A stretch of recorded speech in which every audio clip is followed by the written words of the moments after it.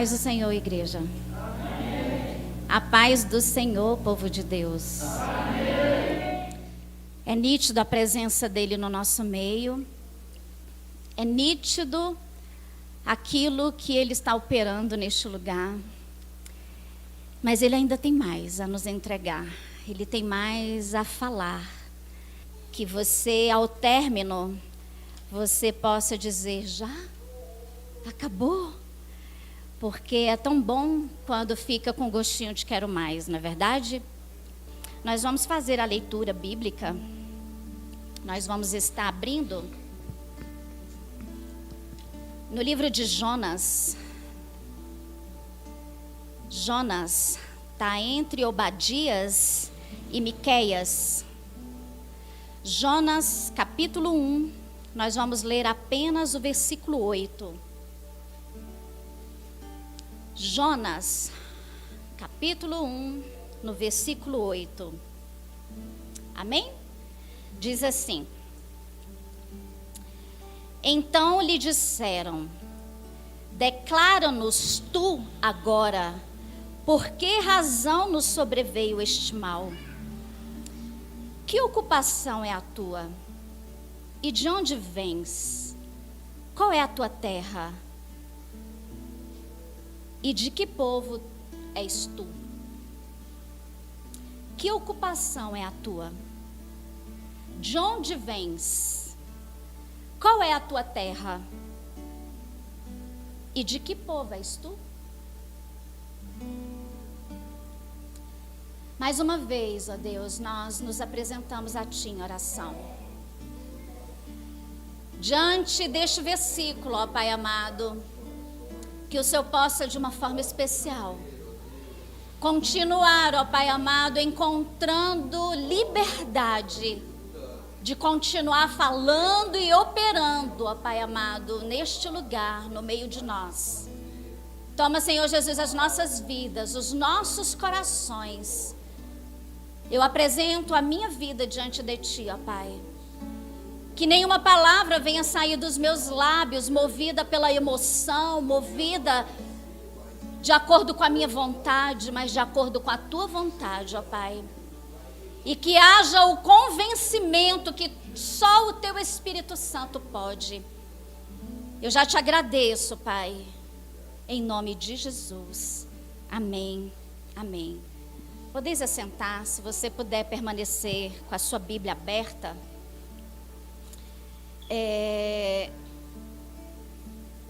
Nós vemos aqui, e eu sei que você conhece bem essa história, é uma história curtinha, mas tão profunda, desse profeta fujão, desse profeta que não obedeceu um comando, uma ordem, uma determinação do Senhor. Nós temos aqui um contexto e eu quero rapidamente te situar na história. Aqui nós vemos claramente no capítulo 1, no início, uma ordem de Deus, que Jonas fosse a Nínive e que dissesse ali aquele povo que muito era a insatisfação dele com as práticas, com o rumo que aquele povo tomou. E Jonas, sabendo da fama daquele povo, ele muito temeu.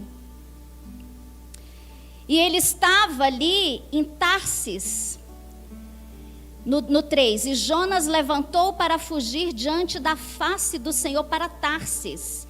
E descendo a Jope, achou um navio. Ele tomou um rumo totalmente oposto. Nínive ficava para um lado e ele foi para Tarsis. E ele agiu ali exatamente como ele quis.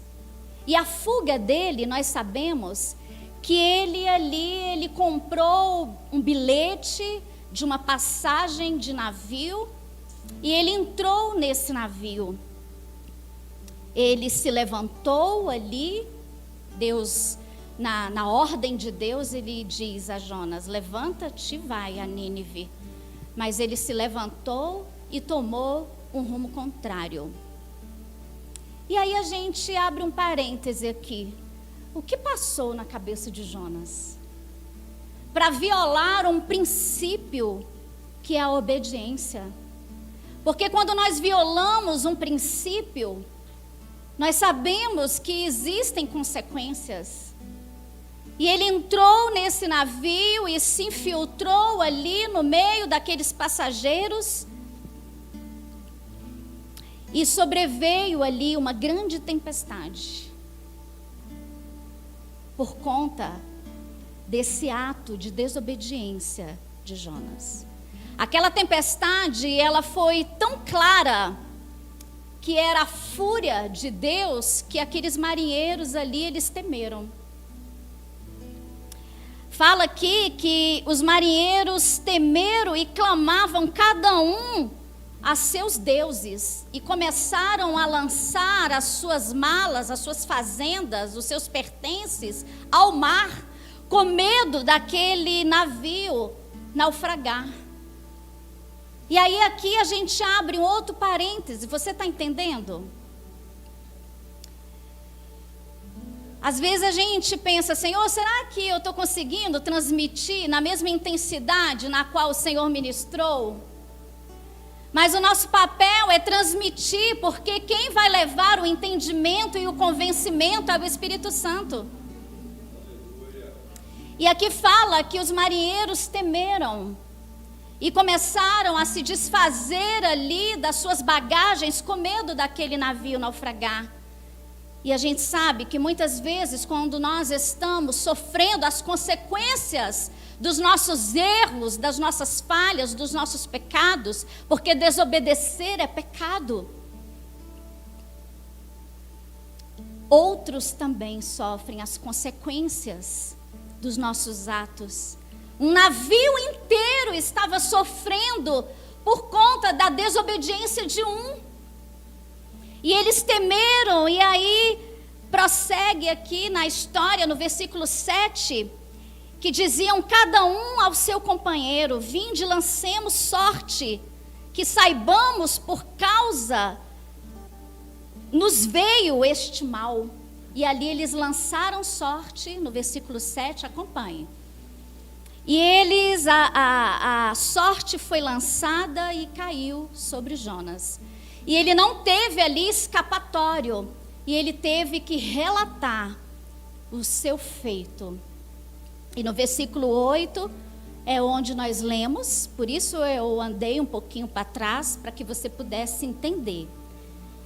Então lhe disseram: declara-nos tu agora, por que razão nos sobreveio este mal? Que ocupação é a tua? De onde vens? Qual é a tua terra? E de que povo és tu? E aqui onde começa aquilo na qual o Senhor reservou para mim e para você nesta noite. Esta noite de calor. Aonde você saiu do seu lar ou você se encontra aí no seu lar. Deus preparou este momento para nos perguntar: que ocupação é a tua? Que ocupação é a tua? Você sabe qual é a sua ocupação? Aqueles marinheiros fizeram 4 perguntas para Jonas. E nós vamos entrar nessa história. E que você possa responder essas perguntas para você mesmo nesta noite. Que ocupação é a sua? Você sabe para qual razão o Senhor te chamou? Em qual posição Ele te colocou? Porque quando aceitamos a Cristo, passamos a fazer parte de um corpo com membros importantes. Cada membro aqui faz parte de um só corpo, onde o cabeça é o Senhor. E na primeira carta aos Coríntios, capítulo 12, versículo 14, diz assim: porque também o corpo não é um só membro, mas muitos. A orelha não é mais importante que a boca. A mão não é mais importante que o pé.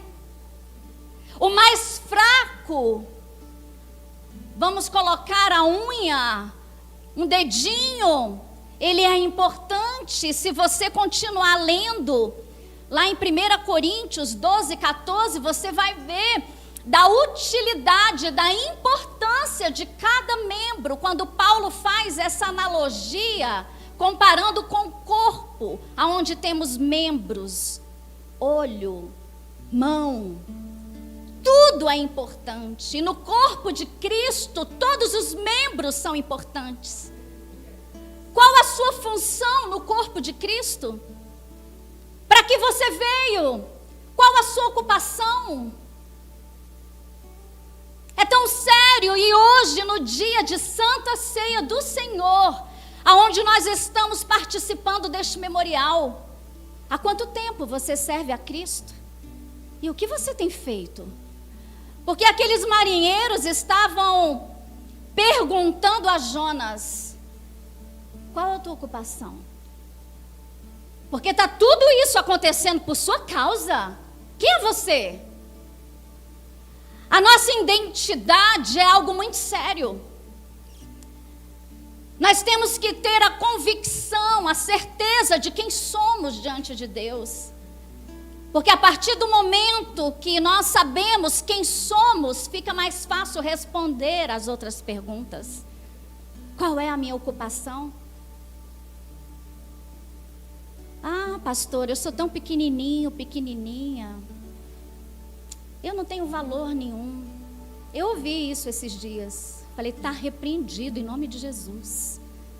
Nós temos valor. Nós somos membros de um só corpo, aonde o cabeça é o Senhor. Cada um tem o seu valor e a sua importância. A cada um o Senhor deu dons, deu talentos, deu ocupação diferente. E a igreja do Senhor, ela não anda sozinha. O que seria de mim, do pastor Wilson, se não fosse vocês? Se não fosse essa liderança que foi apresentada aqui? Se não fosse o corpo de diáconos e diaconisas? Se não fosse cada um de vocês? Que sentido faria esta igreja aberta nesta hora?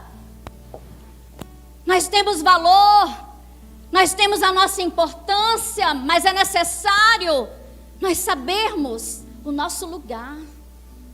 Nem todos foram chamados para serem pastores, pastoras, evangelistas. E a palavra é clara quando diz: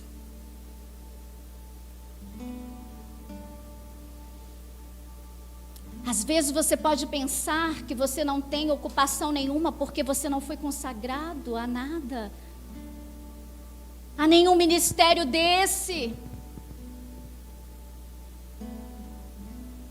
Às vezes você está aí no anonimato, ninguém está vendo o que você está fazendo, mas o seu trabalho é importante. Deus conta com você. Qual a tua ocupação? A segunda pergunta que aqueles marinheiros fizeram a Jonas: de onde vens? De onde vens? Na minha versão, de onde vens? Em Apocalipse 2, 5, diz assim: lembra-te, pois, de onde caíste, e arrependa-te, e pratica as primeiras obras. Nós pregamos aqui recentemente sobre as cartas, lá em Apocalipse, as 7 cartas escritas por João, uma revelação para 7 igrejas. E esta igreja aqui foi a igreja de Éfeso. E esta igreja tinha esquecido o primeiro amor. Quando aqueles marinheiros perguntaram para Jonas: de onde vens? Nós não devemos nos esquecer de onde o Senhor nos tirou, dos livramentos que Ele deu, porque hoje a nossa posição é outra. Nós devemos olhar para trás somente para olhar e contar como testemunho de onde o Senhor nos tirou, do grande milagre que Ele realizou na minha vida e na sua vida, do lamaçal do pecado que Ele nos tirou, purificou as nossas vestes, mudou a nossa história, mudou o nosso nome, nos honrou. De onde vens? De onde vens? Se nós dessemos aqui oportunidade, cada um teria um testemunho forte a contar. Pastor Wilson veio do Candomblé, nascido e criado no lar cristão. Para quem não sabe, Pastor Wilson é o meu esposo. Nascido e criado num lar cristão, filho de pastor. E aos 15 anos, levou uma grande rasteira. E demorou muitos anos para se arrepender. De onde Deus me tirou? De uma vida sem sentido, sem rumo, sem direção. Uma vida estressante, uma vida de horror sem Jesus no comando e na direção. Quantas coisas lindas nessa caminhada que já tem mais de 20 anos o Senhor já realizou. Faça aí uma retrospectiva, porque a nossa memória é curta. Os grandes feitos que Ele já realizou por você na terra. Ele mudou o rumo completamente da sua história. Você tem um nome. Você tem uma ocupação. Ele te confiou. Em Apocalipse fala: arrependa-te e volta a praticar as primeiras obras.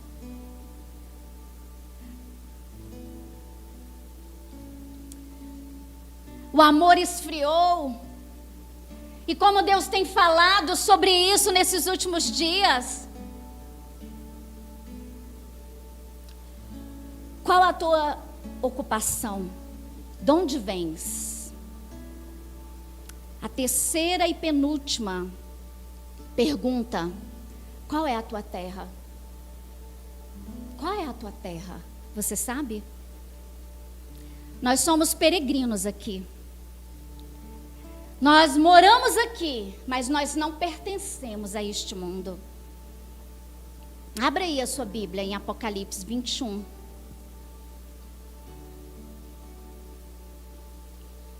Versículo 1.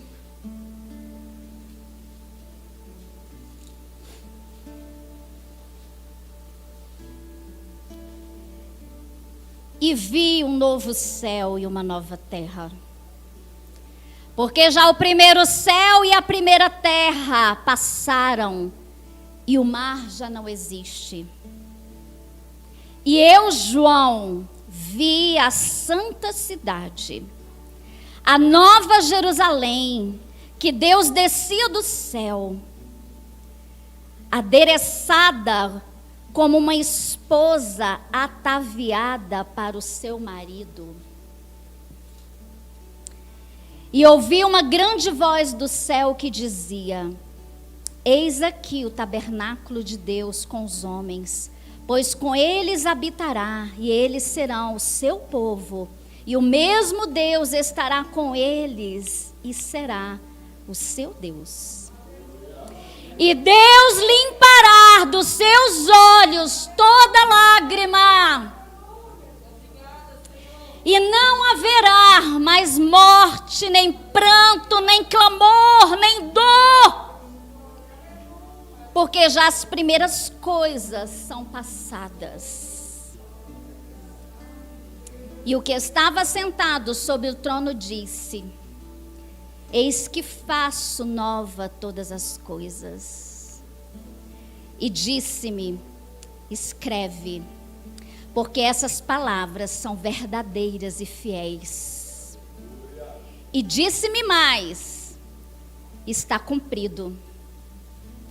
E disse-me mais: está cumprido.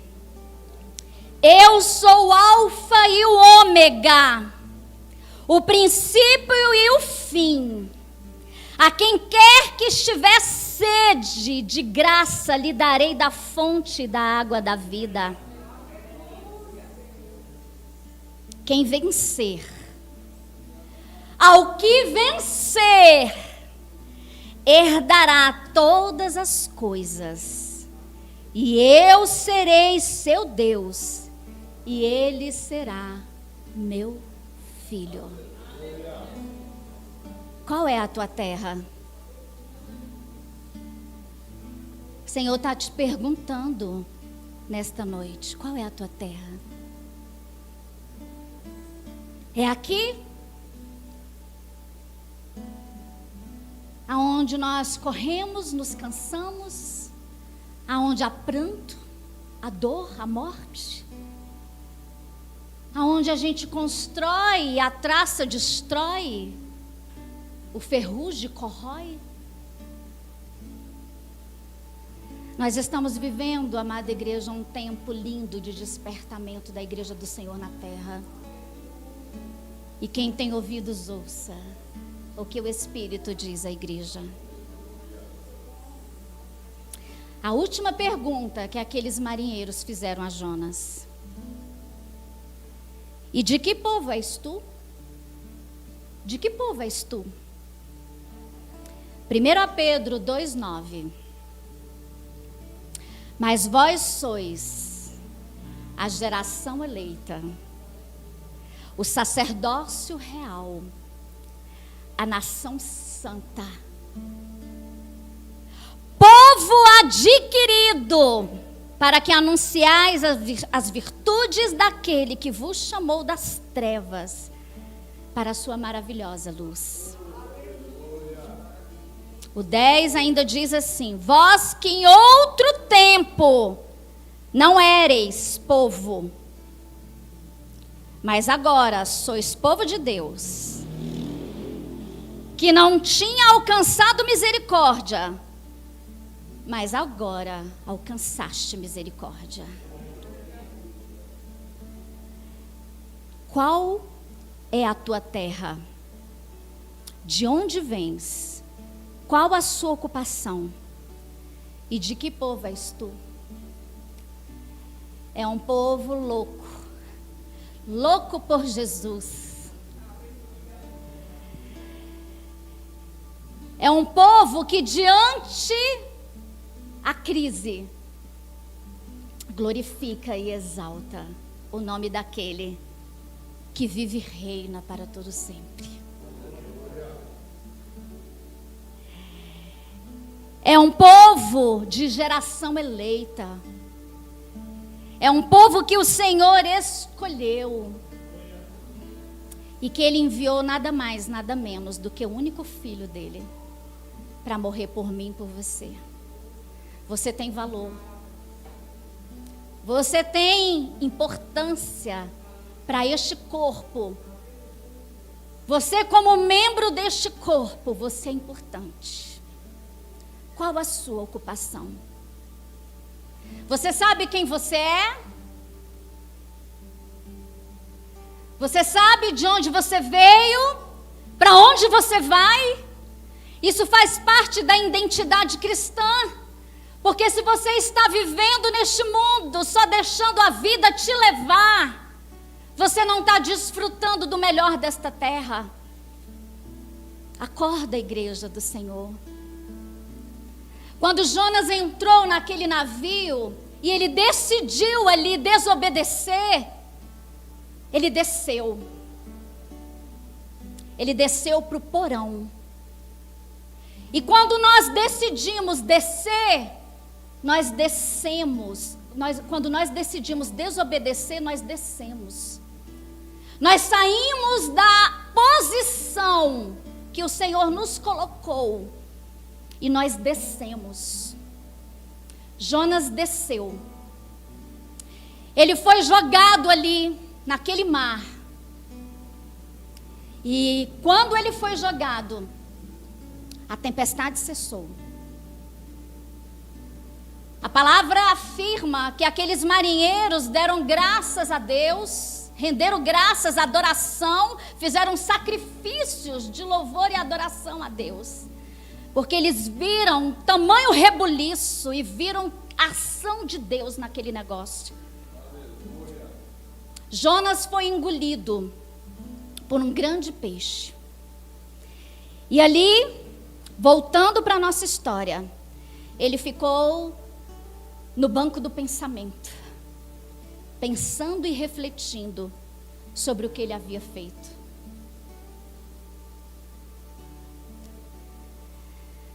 Às vezes nós vivemos tempestades na nossa vida, por consequência dos nossos erros.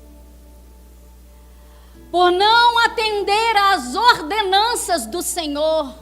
Ele não pediu, Jonas, por favor, Jonas, se você puder, se você tiver um tempinho, você vai lá em Nínive.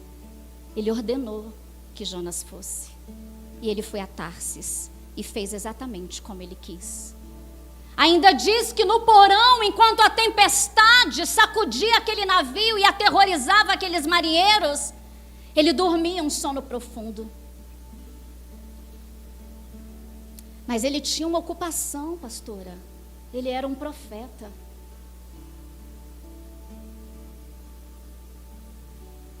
Tem muito profeta dormindo. Tem muitas pessoas com ocupações que estão negligenciando o que foi confiado. E está dormindo um sono profundo. E a tempestade está aterrorizando quem está em nossa volta. E muitas vezes nós não estamos enxergando. Quando ele resolve obedecer, aquele grande peixe, depois de um vômito, que coisa terrível, deixa Jonas na praia e ele resolve seguir aquilo que o Senhor ordenou. E ele chegou ali em Nínive e pregou para aquele povo. Para atravessar Nínive levava uns 3 dias, porque era grande aquele lugar.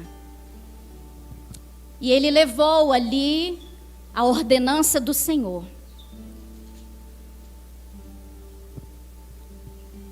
E no final da história, o Senhor teve compaixão, misericórdia daquele povo. E no final do livro de Jonas, diz claramente que Deus se arrependeu da sentença que havia dado para aquele povo. E muito se enfureceu Jonas, porque ele queria que Deus exterminasse aquele povo. Mas aquele povo foi comovido pela pregação de Jonas. Fala que o rei lançou um decreto que até os animais jejuaram, de tanto que eles temeram aquela palavra. Mas Jonas se achou no direito de achar que Deus deveria fazer e acontecer. E eu quero concluir esta mensagem dizendo que Deus teve misericórdia de Nínive. Deus expressa seu amor a Nínive. Deus expressa seu amor à humanidade. Todos os dias Ele tem expressado o amor dele por mim e por você. E Ele pode mudar o decreto. Se assim o povo temer e se arrepender, como aquele povo de Nínive se arrependeu e temeu. Ele mudou o decreto de um povo. E Jonas, contrariado, pediu a morte. Deus continua expressando o amor dele todos os dias. Você entende? Você entende o grande mover que Deus está realizando aqui neste lugar? A profundidade daquilo que Ele está requerendo da igreja dele nesses últimos dias? Qual a tua ocupação? Até quando você vai continuar no porão, dormindo. Deus manda o grande peixe. E é muito sério isso. Amados, Deus está fazendo algo muito lindo. E eu quero dizer que primeiro é em mim.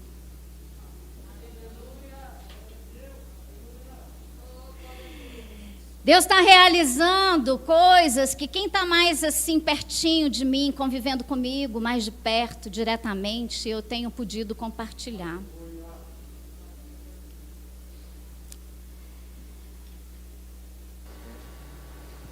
Num só dia, num só momento, não dá para a gente falar tudo. Mas eu quero dizer para esta igreja que essa pandemia já está no fim. E eu já não sou a mesma. Deus tem feito algo muito lindo no meu coração. E todas essas mensagens que Ele tem ministrado, todas elas têm vindo do trono do Pai. Hoje, eu tinha em mente uma outra mensagem. E ontem, diante ali dos meus afazeres, daquilo que eu estava ali envolvida, mas ligadinha, conectada, eu falei assim: Senhor, está nas tuas mãos. Está em processo ainda de confecção. Ainda não foi para o forno, não. Se não for esse o momento, vai ficar aqui em stand-by para uma outra ocasião. E hoje pela manhã, eu nunca tinha pregado nesse tema. Qual a sua ocupação? É muito lindo quando a gente fala daquilo que é revelado, daquilo que o Senhor preparou. Não que a outra não fosse revelada, mas é para uma outra ocasião. Os nossos ouvidos precisam estar sensíveis para os momentos certos, para as ocasiões propícias, porque este momento aqui, ele não volta nunca mais. E hoje o Senhor está requerendo de nós e perguntando: meus conceitos, qual a sua ocupação? Valores eu quero. Em que posição você está? Você está na posição na qual? Presta atenção, igreja. Você está onde o Senhor designou que você estivesse? Ou você se encontra no porão? Você se encontra dormindo, negligenciando aquilo que Deus te confiou? Não deixe o tempo passar, porque Ele pode cobrar de você e respingar naqueles que estão em sua volta. Porque a tempestade vem. Diz que foi um temporal, porque a mão de Deus, Ele é amor, mas Ele é fogo consumidor. E é muito sério isso, igreja do Senhor. Põe a mão no seu coração. Não deixe que essa pandemia, esse vento da pandemia, porque tem um propósito essa pandemia. E o Senhor está falando para a nação: arrependa-te, arrependa-te, porque eu posso mudar o decreto. Quero voltar. E nós que somos uma geração eleita, um povo escolhido, Contigo, Senhor. nós temos que agir como tal, porque o Senhor nos confiou uma ocupação, uma posição, e nós não podemos estar fugindo daquilo que Deus nos confiou. É Nínive, não é a direção contrária, não. Por mais que tenha desafios, rompa, igreja do Senhor. Rompa, igreja do Senhor. Não fique de boca fechada, não. Abra a sua boca, rasgue o seu coração diante de Deus. Se arrependa. Me arrependo. quero voltar ao primeiro. Eu quero voltar ao primeiro amor. Ao primeiro amor. Eu quero voltar a Deus. Toma a tua igreja nas tuas mãos, ó Pai. Quero voltar. Toma o teu povo de uma forma especial. Amor, ao primeiro. Mova aí, ó Pai amado. Eu quero voltar. Mova no meio da tua igreja. Mova no meio do teu povo. Todos aqueles que estão tendo a oportunidade de receber esta mensagem, que receba com muita seriedade. Abra a tua boca. Ore, você que está aí na sua casa. Apresente a sua vida diante de Deus. Senhor, eu não quero permanecer mais da forma que eu estou. Eu quero ocupar e realizar com excelência o que o Senhor me confiou. Que eu venha romper, que eu venha almejar lugares altos na minha vida. Eu quero voltar. Toma o teu povo nas tuas mãos, ó Pai. Que toda falta de entendimento, ó Pai, que todo bloqueio que porventura o adversário esteja tentando promover neste lugar, ele não tem, ó Pai amado, espaço, porque este lugar é teu e o Senhor se faz presente. Eu quero voltar. Toque em cada coração, ó Pai, toque em cada vida. Promova aquilo que somente o Senhor pode fazer. Desperta do sono, ó Pai, e mova o teu sobrenatural.